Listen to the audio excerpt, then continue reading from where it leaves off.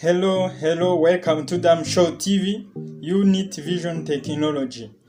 Mwiriho neza, twabazaniye uburyo wakura email yawe cyangwa z'abandi muri telefone yawe. Gutunga email itari yawe muri telefone yawe si byiza kuko ishobora gukoreshwa kuzafungura telefone yawe mu gihe wibagiye password cyangwa yabuze igakoreshwa. Ikiza nuko wagumishamo yawe. Rero kuyikuramo wabigenza gutya.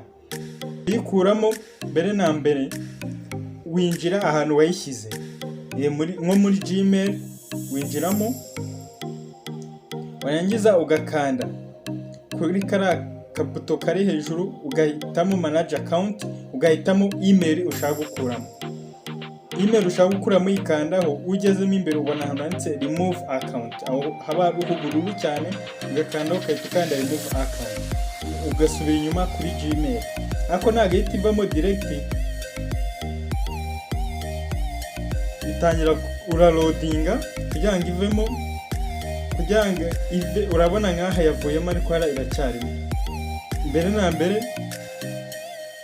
ugerageza nyine kuloadinga, n'ubundi bayavuyemo nari uyikandaho, warangiza ugakanda ko ku ruhande, ukongera ugakandaho, winjiramo inbox yitivaho rwose, urabona ko yavuyeho nta kibazo.